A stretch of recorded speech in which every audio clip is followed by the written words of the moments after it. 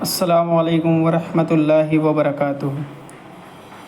پیارے بچوں، جیسے کہ آپ کو معلوم ہے کہ آپ کی آن لائن کلاسز چل رہی ہیں، تو اسی آن لائن کلاس کی ویڈیو میں آپ کو آج ہماری اسلامیت کی بک کا جو ہمارا میقات صوم یعنی تیسرا چیپٹر جو چل رہا ہے، اسی کے میں آپ کو آلریڈی پہلے ہی تین کوشچن کلاس کے اندر کرا چکا ہوں۔ آگے کے جو کوشچنس ہیں وہ اب میں آپ کو کرا رہا ہوں، ٹھیک ہے؟ آگے کے جو سوال ہیں وہ میں کرا رہا ہوں۔ سوال نمبر 4 ہے، جمعہ کی نماز میں کل کتنی رکعتیں ہوتی ہیں؟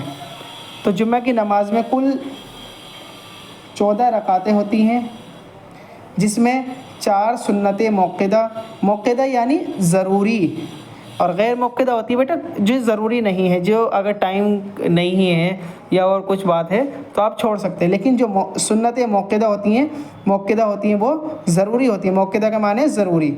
4 سنت موقدہ، 2 فرض، 4 سنت موقدہ، پھر 2 سنت موقدہ اور 2 نفل، ٹھیک ہے؟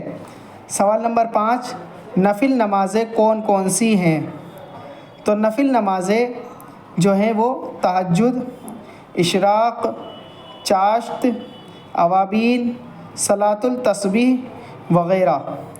تہجد، اشراق، تہجد جو رات کے آخری پہر میں یعنی فجر کی نماز سے پہلے، اذان سے پہلے کا وقت ہوتا ہے اس کا، عشاء کی نماز سے لے کے فجر کی اذان سے پہلے تک کا۔ اشراق فجر کی نماز کے بعد جب سورج نکل جاتا ہے اس وقت میں پڑھتے ہیں۔ چاشت یہ قریب 10 بجے کے بعد وقت اس کا شروع ہوتا ہے، جب سورج بالکل تیزی پر ہوتا ہے اس وقت میں اس نماز کو پڑھتے ہیں۔ اوابین مغرب کی نماز کے بعد پڑھی جاتی ہے، اور صلاۃ التسبیح آپ کسی بھی وقت میں پڑھ سکتے ہیں مکروہ وقت کو چھوڑ کر۔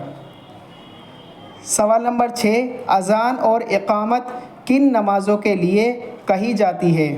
تو اذان اور اقامت، اذان تو آپ سبھی جانتے ہیں، اقامت کہتے ہیں بیٹا جب فرض نماز شروع ہونے والی ہوتی ہے تب اس ٹائم پہ امام مؤذن صاحب جو اذان کی طرح کے لفظ دہراتے ہیں اسی کو اقامت کہتے ہیں۔ تو اس کا جواب ہے اذان اور اقامت صرف فرض نمازوں کے لیے کہی جاتی ہے۔ سوال نمبر 7، عیدین کی نماز میں کتنی تکبیریں زائد ہیں؟ تو زائد کا جو معنی ہے، زائد کہتے ہیں بیٹا زیادہ کو، تو عیدین کی نماز میں 6 تکبیریں زائد ہیں، 6 تکبیریں زائد ہیں، زائد میں زیادہ ہیں، 6 تکبیریں زیادہ ہیں اور نمازوں سے۔ ایسی دعائے قنوت کس نماز میں پڑھی جاتی ہے؟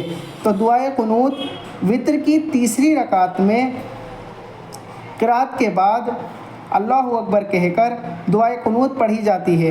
وتر آپ کو پتہ ہی ہے کہ عشاء کی نماز کے بعد جب ہم وتر پڑھتے ہیں، 3 رکعت نماز ہوتی ہے وتر میں، تو جب اس کی تیسری رکعت ہوتی ہے تو ہم قرات کے بعد یعنی الحمد اور اس کے ساتھ ایک سورت ملا کر جب اللہ اکبر کہہ کر ہاتھ اٹھاتے ہیں تو اس کے بعد جو وقفہ ہوتا ہے اس وقت میں ہم یہ دعائے قنوت پڑھتے ہیں، ٹھیک ہے نا؟